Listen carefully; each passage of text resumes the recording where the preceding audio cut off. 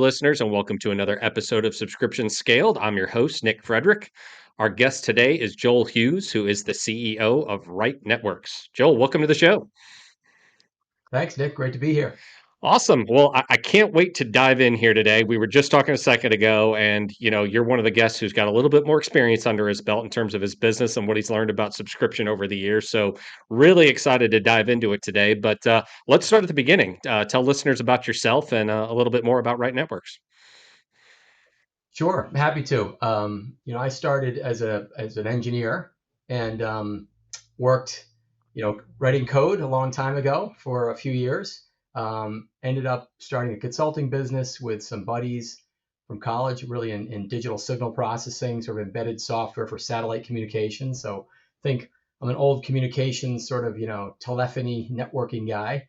And I think I've come a long way since then. I suppose we'll get to the current state, but I'd say learning about selling consulting services early in my career, and then really selling sort of hardware products to large customers like Verizon Wireless and Sprint and T-Mobile and so forth, has made me now late in my career here, having an SMB business that has hundreds of thousands of users in a recurring revenue model. It's I've come a long way, Yeah. right? So I think that's the to me what's exciting and fun about subscription is the visibility you can get with a business. It's so much better than it was, when I started selling, small numbers of big, whether it's products or services. So a lot to talk about there, but my evolution, really the thing that changed, I'd say, the trajectory of my career.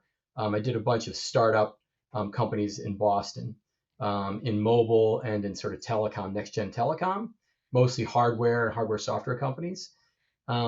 And I ended up through one of those at Constant Contact for about 5 years. And so that's when I met, oh, this is a company with hundreds of thousands of small business customers. And just the metrics and how the business worked and how you worked on the business, how we managed the business and understood the business was completely different, because you didn't really know every customer, obviously. Right? In rare cases, we would go out and meet customers, but that was more for market research. And I think that's when I kind of fell in love with large customer base, delivering a software-driven product that you need to deliver value every day to retain your customers, right? They can leave you every month. I think that's just really a very different mentality. And for me, it makes it more fun to come to work, because you need to prove value every day and have your customers, continue to get value from your product or service on an ongoing basis, to grow a good business. Yeah. So when did you found Right Networks? So I came in here about just over 5 years ago. Okay. The business had been around for more than 15 years Oh, okay. at this point, so Okay. nearly 20 years old. There were a couple founders. There had been a private equity partner had come in just prior to my arrival, and I came here as the chief operating officer Okay. to help sort of scale the business. And Right Networks is really the premier cloud solutions provider for the accounting and tax profession. So when you think about small accounting firms, you think about accounting professionals like controllers or CFOs at small businesses, those are our customers, right? So we're known originally for really being the guys who deliver QuickBooks desktop software in a cloud, right? So we've had a big partnership with Intuit to really help us build the business over the last 15 years. And in the last 5, we've added other partnerships with other tax providers. So we're really good at delivering a cloud solution for sort of legacy software. So a lot of the software that was written 10, 15, 20, even 20 years ago had a base assumption that the software, the one application, controlled the computer, controlled the database on the disk drive, stored all kinds of things in the BIOS, right, in the registry, right, for personalization. Like I like to have some quick cut keystrokes. So all that kind of stuff. We've got a patented technology we call HyperWrite, which is a hypervisor in the Windows kernel that allows us to take those kinds of applications and put them on a virtual machine in the cloud and serve, let's say, 100 users on a virtual machine. So it scales incredibly well, still keeps security, personalization, keeps your data walled off, so it works, but it allows for terrific economics to take let's call it software, this old desktop software, put it in the cloud, and then give a cloud experience to every user, right? So that's how we've gotten. At this point in the business, we have more than 70,000 customers. We have more than 230,000 subscribers, right? So using the cloud solutions, and certainly we've done some acquisitions the last few years to expand our product set and so forth. But fundamentally, we're delivering cloud accounting and tax software to accounting professionals in SMBs and in firms. So I think some listeners might be surprised to learn that there are still quite a few consumers of software being delivered this way because QuickBooks Online is obviously something they've been pushing for a really long time. So what is it about your product, or I should say that along with the legacy QuickBooks product that they still want? It's a great question. We joke around all the time. It's like the new QuickBooks Online, which I think is at least 13 years old at this Right, it's point. not new. And there's certainly a couple things there when you think about, and this goes a little bit to the generic topic of, large software vendors with a big customer base who have sort of legacy software. How do they move them forward, right? Do they recode? Do they refactor? Do they Yep, move everybody over? Do they, like if you think about what, Adobe did when they sort of took their old desktop stuff and kind of forced, yep, and this is when you get into subscription, there's the technology, if you will, the product, the software, and there's the business model. And I think if you look at what Adobe had done, they really sort of kept the same software, changed the business model, said it's subscription, right? You can't buy a license anymore. We're not going to charge you for maintenance fees. We're going to charge you every month. And there was a bit of a more than an uproar at the time. They did a lot of technology to deliver that, it looks like in a browser from the cloud. But they really changed the business model actually without changing much of the software itself, other than making it hmm browser deliverable. hmm That's been incredibly successful for them, of course, Adobe Studio. In the case of Intuit and QuickBooks, the QuickBooks desktop software, there's still, depends on how you count it, probably more than 1 million users, let's say in the US.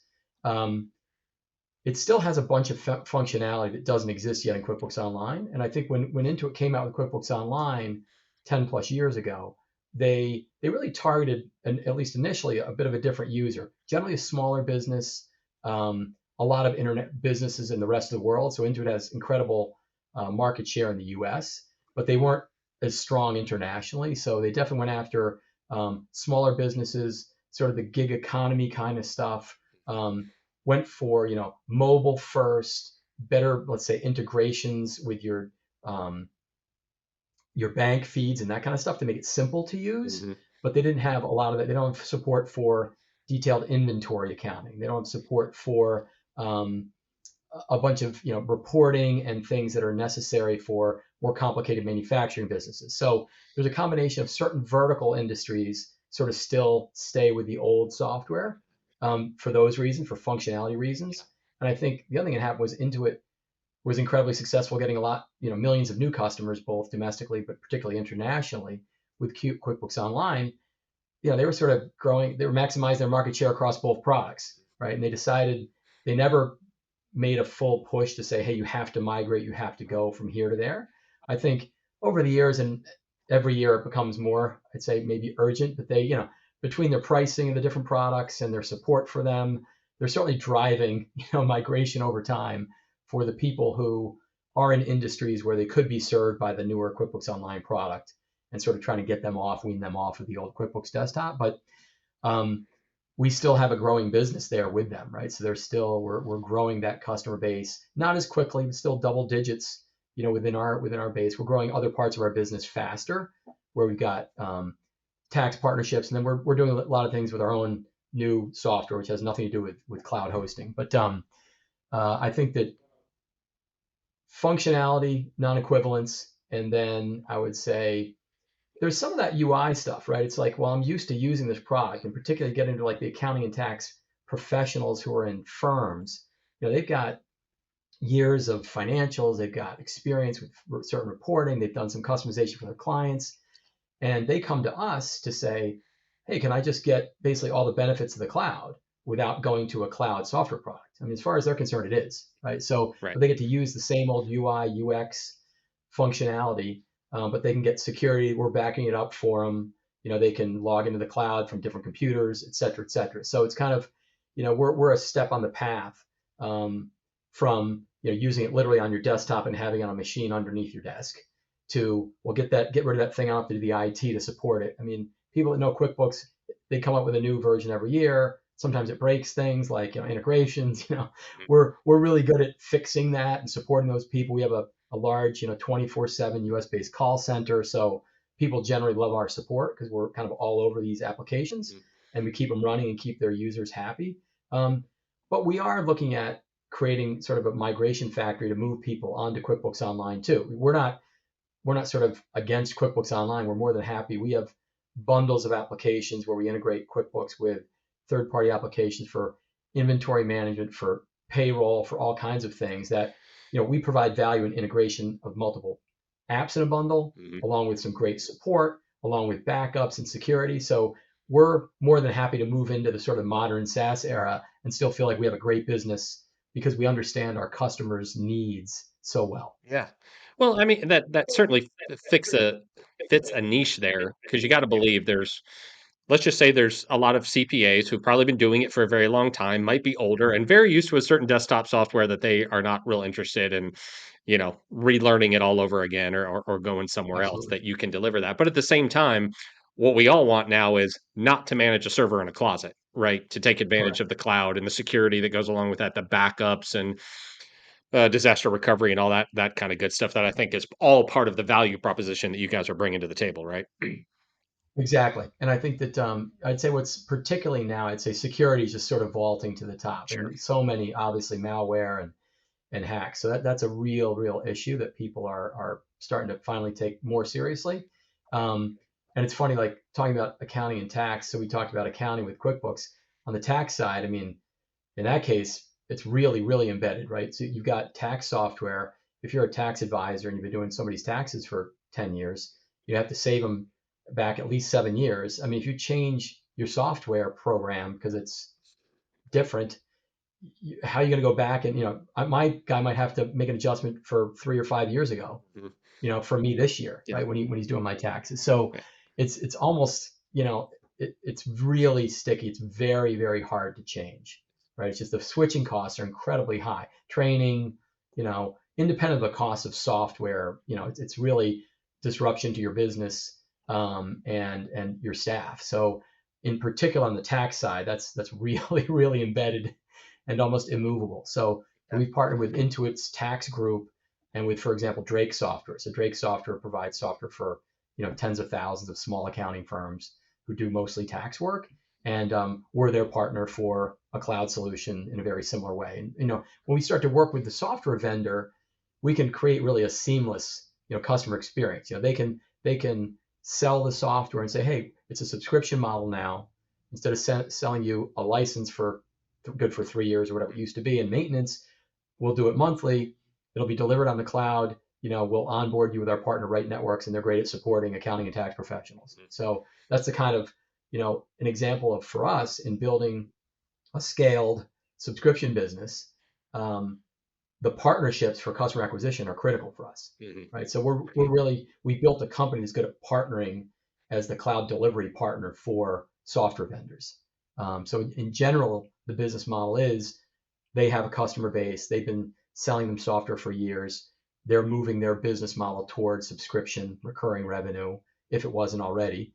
But they want to get it off the server, right? And they don't want to have to support. And it's hard to support people who have something on a server. Stuff goes wrong all the time, right? You're doing IT support. You're actually a tax software company, right? It's like I don't, the guy's got problems with his own backups locally or whatever it's going to be. So in that case, we're just a good partner to do the support of the things that are mostly IT related. They're not really related to the software per se. They're generally related to applications interacting with your computer and with your network and other applications, right? So that's where I think we built the company. It sort of happened, I'd say, without a lot of planning, but that is how the company was born. It's worked out really well where, hey, we're good at partnering and being the cloud delivery partners for these people that are software vendors. And it's been a good marriage. And we've got hopefully more of them to come. Yeah. Well, I think one of the things that a lot of people have gotten used to with SaaS is like instant access to the latest features and updates, right? It's just continuously delivered that way. So number one, I assume into it's still deploying and supporting their desktop software that you're hosting, but do you take your clients through the upgrade process, and do they have control over that? It's a good question. So the way Intuit does it, which is, and we're doing this right now, we call it the decom process, right? So it's a big deal for us every year because Intuit comes out with a yearly release of Mhm. their desktop software. And there's, there are fewer and fewer, I suppose, new features, but there's always still a list of stuff, Sure. right? So, um, and really, they don't support more than 3 years of releases, right? So right now everybody's getting on QuickBooks 2022, Mhm. which really gets released in the fall. We actually, in our relationship with Intuit, we're their a testing partner. They don't release it until our guys have tested in our environment because we have so many of their Makes users, sense. right? So Yeah. makes sense. So we generally go through a few iterations with them to try to get to, everything's good. They start selling it in the fall to new users or people who are, they were on 2019 or 2018 and now they want to upgrade to 2022. Mhm. And then we end up decommissioning all the 20, whatever it is, 18 and earlier users. So we push people sort of forward because, most of the users don't want to move, and they don't necessarily want to buy another license either. So, Right. our partnership with Intuit, we don't allow them to run. We have got nobody running 2015, Okay. even though there are people who have 2015 running under their desk, Right. right? So, For sure. Intuit has an interest in having everyone, updated and paying a subscription on an ongoing basis, right? Yeah. So we do that when we work through. There's usually a migration of the sort of the data file from year to year. So if someone's coming off of the 2019 version and moving to the 2022 version, that can be a little bumpy and there might be some issues. So each year it's a little bit different, but we end up taking people through that with our support team, and that might be a 15-minute call to make sure everything was moved and they were all set and they could get into their books and everything looks good and they can go backwards. So, and in the case of accounting firms, it gets a little more complicated, right? Too, because Sure. if I'm an accounting firm, let's say I have 100 business clients. Some of them are using QuickBooks Online, of course. A bunch of them are using QuickBooks Desktop. They're manufacturing people, whatever. They're not able to use QuickBooks Online. So I might have a set of customers or clients, if I'm a firm, clients using 2019, some using 2020, some using 2021.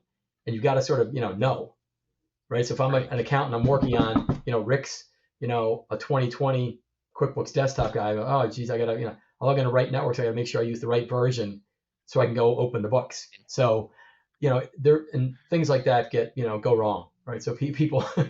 lose Sure. track and files get corrupted and so forth. That's part of the deal, which is, fundamentally, real SaaS software is better than desktop software, no question, right? Because it's sort of on the vendor to make that Right. happen on an ongoing basis. They're Mhm. getting features and updates more regularly without you having to do any migration upgrade process.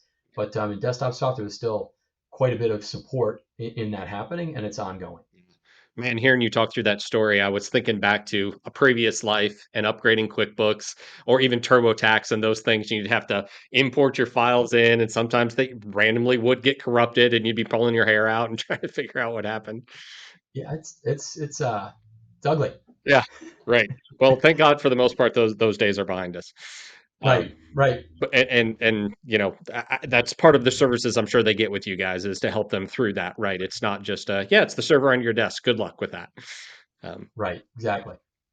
I want to go back to something you said towards the beginning, talking about your background, having gone through consulting and selling hardware and those types of things, and then coming over to Constant Contact and seeing how the business was fundamentally run differently, which is something we talk about a lot on the show about how running a subscription-based business is just different in so many ways from a typical transactional model. And for a lot of those that are out there, maybe have a transactional model and are going to subscription, they don't know what they don't know, right? So, are there some things that stick out to you that you learned when you went to Constant Contact, or you think that those that are exploring that or considering it today should really be, cognizant of as they're thinking through? All right, I'm going to need to run my business a little bit differently if we adopt this model. Yeah, I think so. I think that first, I think a huge benefit of a subscription model. Again, going back to needing to deliver value every day, and Mhm. in a business like ours, it's let's say it's monthly, charging somebody monthly, they can come and go whenever they want. So the mentality back in the day, when we were selling, big metal boxes that were, cost $1 million to carriers, you had a multi-year sales cycle, but it really didn't, whether they used it once you sold it. I mean, the idea of whether they used it or not didn't matter to you. You had much more, I'd say, lack of alignment internally inside a company. If you're trying to build a company, like sales might sell something you really didn't have, or misset customer expectations, Hmm. right? And you have real things where Sure. or commit to feature sets to be delivered on something, a year later in the roadmap to get a sale closed and so forth. And you really just can't get away with any of that nonsense in subscription, because you're delivering what you're delivering, and the user gets access to it sort of directly and immediately, and they're either getting what they want or they don't, right there. So now I think it's easier to align, I'd say, a company, build a company on the same mission, right? Everybody knows what's being delivered. Your sales connects right to sort of onboarding and customer success, and then you got people thinking about how to keep churn low and make sure you're retaining these customers for a long time. And I just think there's such an easier opportunity for alignment to build a company and a set of teams. They're much more interdependent, and their success can't be, pulled apart, right? Sure. You can't have sales winning and sort of product losing or something, because we're all kind of on the same team. There's nowhere to hide. Yep. So I think that's probably the first thing I really learned. It sort of eliminated a lot of organizational challenges that I'd seen over and over in my career, Silos. which is sort of like misalignment of Hmm. essentially, core motivations, right, within a company, which didn't never really made any sense. But I think you really do put the customer at the center of what you're doing, and the customer is going to give you feedback. And we have a large set of customers. It's sort of group feedback on how you're doing. And as we were doing our monthly business review here yesterday, and it all starts with customers added, customers churned, customers expansion, what's our net customer growth, and then we dig into the churn reasons, right? Yep. So it's so there you've got people are on the front lines keeping track of all this stuff, right? We've got data now about why did they leave, and we've got data from operations around had they been logging in and how often were they using the product and all this kind of Yeah. stuff. So it's Sure. to me it's intriguing, and it's so much fun to the metrics that are the drivers behind a subscription business. You can keep peeling the onion and peeling the onion, and you learn more all the time about where you can get better. And I feel like you make incremental progress across the company, across different departments, and it just has a tremendous overall, positive impact on the company over time. I think that was one thing I really took for granted when I came into a subscription business was the fact that across all departments, every operational aspect of the business, we were constantly optimizing. Like there was this aspiration for perfect that we knew wasn't realistic, but you were trying to get as close to that as you could. Um, and because you didn't actually even know where the ceiling actually was, like how to reduce churn or collect on payments, all of those metrics that you're tracking, you're constantly digging into that data, right? And looking at customer experiences and getting the feedback and figuring out how to do it better. And I always found that fun to just be constantly tweaking the levers and moving things around and trying to figure out how to do it just a little bit better each month. Absolutely, and it has a huge impact over time, right? Right. I think it really they all sort of add up, and then occasionally you do find something that really moves the needle too. You can find some sort of like Mm. discontinuous improvements once in a while, like, oh wow, we that was maybe broken. Something was, Yeah. we just had something broken in a process or between some systems, for example, Mhm. and you fix it, and all of a sudden you get a little, Right. incremental bump Hmm. that's sustained, right? And you've sort of moved your baseline up. Yeah. So it's super exciting. I think people, everyone in the company can impact the company's performance more directly, and you can Hmm. sort of, measure that and see that over time. Yeah, for Yeah. sure. For sure. What's your philosophy towards, top of the funnel, bottom of the funnel, meaning that, the focus on acquiring new customers, bringing them in the top versus minimizing the ones that are going out the bottom? Do you guys try to focus on those equally or one more than the other? Yeah. Yeah. I would say given that we're not exclusive, but largely partner driven on the top of the funnel, if you will. I'd say we focus more on the retention and the bottom of the funnel piece, Hmm. because, you know, um, I'd say we work with our partners on like major initiatives. Could we do a co-marketing drive to help them drive more of theirs? Can we change our literally our sort of rev share business deal with them if they'd be willing to, as they start to have 10 or 20% penetration of their old users into a cloud solution, our goal would be like, hey, put 100% in, right? It would drive our business a lot farther. So I'd be willing to trade some margin for that if you're willing to commit to some huge volumes, right? So that's a little more like biz dev land for us, I would say, the top Sure. of the funnel, if you will. And I'll come back to that in a second. But and therefore, I think we really think about the onboarding, starting with that onboarding and building a direct relationship with them through our onboarding process, so we can really kind of get credit for being a great support organization. Yeah. And that's the biggest thing we see being sticky, right? And it does feed back ultimately on referrals. And certainly I think it's probably true in every industry, but as we think about our vertical being, let's say, accounting and tax professionals, pretty small world, a lot of professional associations, a lot of, shows where people go for continuing education credits, and they all talk about, tools they use or who's got the best software or technology. So, I mean, referenceability and referrals really do drive the whole business, and that drives down that cost of acquisition at the top of the funnel. So we feel like onboarding through support is the biggest thing we can do to reduce churn, and then also it does help, we think, back in the top of the funnel. So that being said, you know, we're going to release a brand new SaaS platform that we've built from the ground up for accounting and tax firms in May. I guess almost next month. It's still March, but whatever, month after next. Sort of post tax season. Our season generally, April 15th ends the tax deadlines, and Yeah. then It's they all go coming. on vacation for 2 weeks. They come back and they're ready to do something with their IT. Although it's been messed up the last couple of years with COVID extensions, but we feel like we're back on that regular timetable. And in that case, we're going to come to market with a freemium software platform for small and medium-sized accounting firms, and we're looking at a completely different top of the funnel, driving awareness, getting downloads, getting activations, without, and then driving toward paid subscriptions over time. So we're jumping into a sort of a classic startup style MVP for online acquisition, top of the funnel through conversion that we haven't been doing here yet. So I'm excited about that. It's pretty different than our partner model we've driven our cloud business with. What are you doing from a, from an organizational perspective to support that, especially if the sales cycle and the sales approach and the messaging are different? Very different. So we've got the business. We organized the business 5 months ago, I'd say, into sort of two pieces: cloud products and software products. Okay. And the software products will be releasing this new platform, and it's largely a different set of people.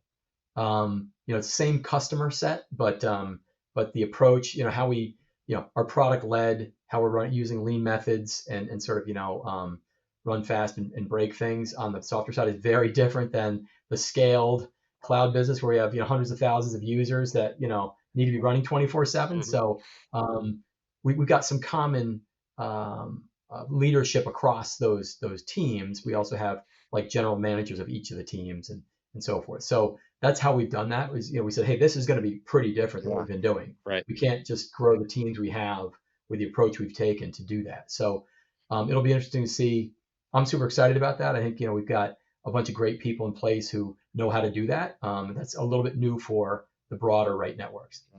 Well, I mean, right there, that what you just outlined shows that a recognition that this is going to be different, right? And therefore, we need to kind of structure things a little bit differently. What was there within the organization some apprehension about going this new way and like what that meant, and do I fall on this side of the house or that side of the house?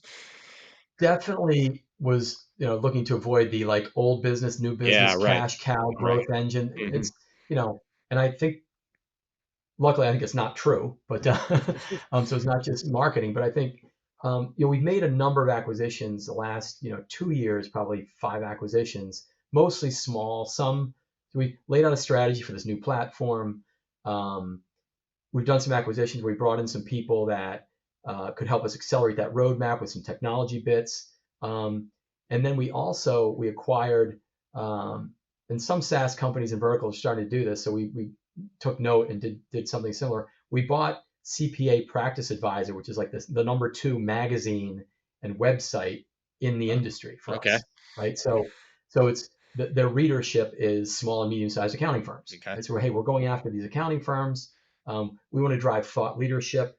We want to sort of help move the industry forward with technology. So through some of our acquisitions, we've got some thought leaders and some people who've been talking about how to drive the industry forward for years. We have a lot of credibility there. So we've done a number of things sort of getting the company here ready for that. And then at 6 months ago, I said, hey, we're going to create sort of two teams here. And they really do connect at the customer. So it's not old business, new business. We acquire customers mostly through partners on the cloud side. Mhm. We're going to go directly after these small accounting firms, with the new thing. We've got this sort of sort of air cover from a magazine and a lot of thought leadership. We built a team that just does creative services to create podcasts, videos, training, and coaching materials. So we're trying to have a whole bunch of free things for the industry to help lead the industry forward, and then have a platform in a freemium model that will feed supporting that. Sure. And we'll see. But I think that people feel ownership of the overall strategy, and that there's enough connectedness in the strategy, which I think is true. But that's always a challenge slash danger, right? And Uh, like right now, I'm hiring a chief technology officer, and he or she is going to have control of architecture, engineering, and product management across both of those teams, because there's still a bunch of places they connect. Sure. I didn't want to have completely independent siloed teams, Hmm. but it's always a trade off, a little matrix on the organization, and time will tell. But I think for me, it's um, when it comes together with the customer, and it's more like, oh, these are just different products and services we're delivering to the same customer base with the same core value proposition, it works. Yeah. When we were talking a little bit earlier about the churn and what you guys are doing to kind of retain those that are potentially coming out the bottom, I'm sure there's going to be some situations where they're like, hey, we finally decided to go QuickBooks Online, and so right, that's has nothing to do with why they're leaving. But when you see those trends, do you guys swarm around addressing those, or just tracking the metrics over time to make kind of tweaks and adjustments along the way? Because one of the things that I think people don't understand about subscription is that those tweaks that you make, sometimes those take weeks or even months, right, to show up in the data and show that what you did actually made a difference. No, no question. I think that I mean, to be honest, I would say we've definitely swarmed a couple of times, but I'd say a couple times over 5 years, right? So there have been very few times where there's something sort of glaring Okay. that's different. Hmm. Um, I think that in the case of, for example, people going to QuickBooks Online, that's obviously one of the things we track.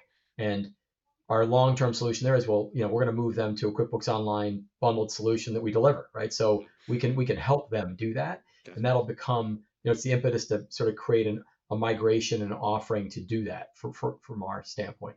Um, there are, to your point, I think that it often takes a long time, and sometimes we have hypotheses that are wrong. Like we see something, we say, well, we think that's driven by, we've seen a symptom, we think it must be driven by what are our best ideas, Yeah. the team's working Right. on. Well, I think it's a problem with, like I'd say something like people didn't get onboarded correctly, right? So we're always looking at that. How do you get somebody on up and running quickly? And it's like, well, if they didn't schedule their own onboarding with an agent, and they did it themselves with our DIY tools, we have a mix of people, right? So Hmm. it's about 60-40 that people come in and say, yeah, I'm going to schedule something to make sure I get up and running with somebody on the phone. So that's a 15, 20, 30-minute call, depending on what they're doing.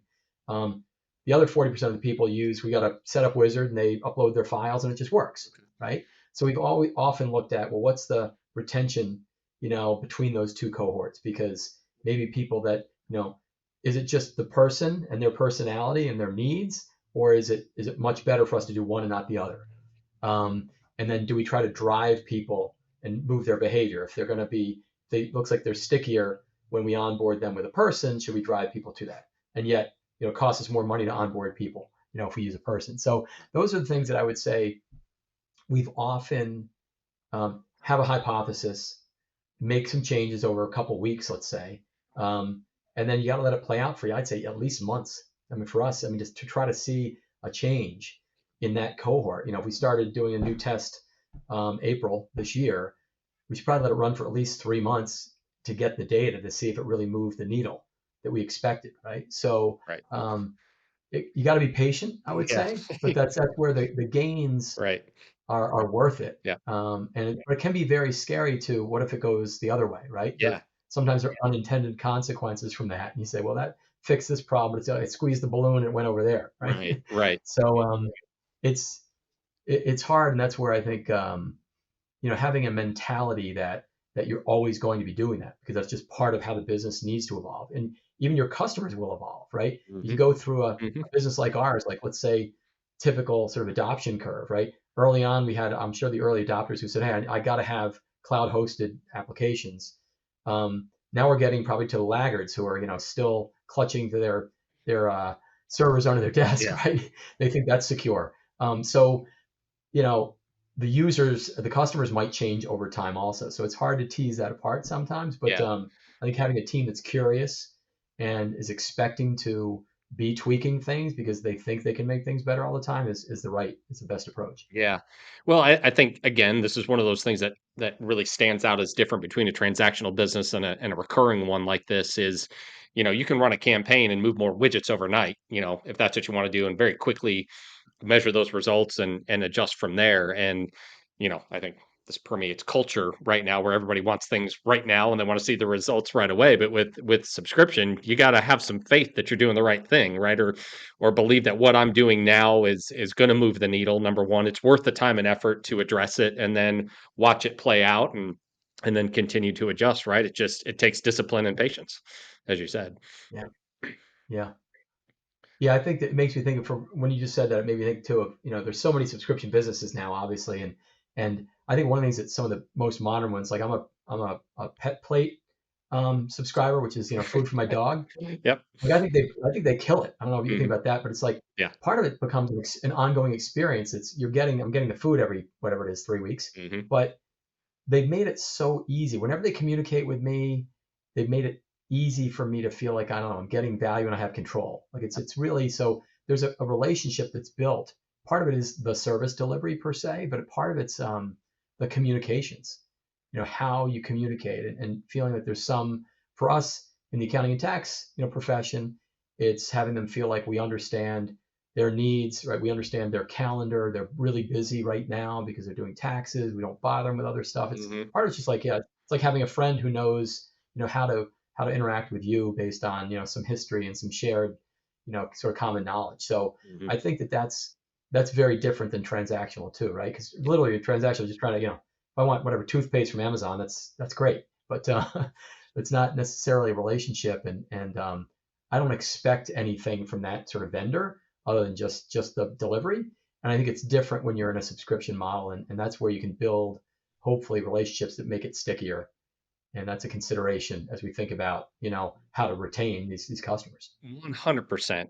We talk about this all the time. That's one of the things that just separates subscription businesses from the subscribe and save model is, I call up an Amazon agent. I don't expect them to know anything about dog food, but yeah, you're going to call up Right. Pet Plate. They're going to know Yeah. your dog. They're going to know the breed. They're going to be able to really help you, no doubt. Yeah. Solve that problem and maybe even educate you along the way. And that's a great way to deliver that value over top of, those type of models. So the subscribe and save. Yeah. Yeah. Absolutely. I wanted to last question here, ask you about your decision to go with monthly billing.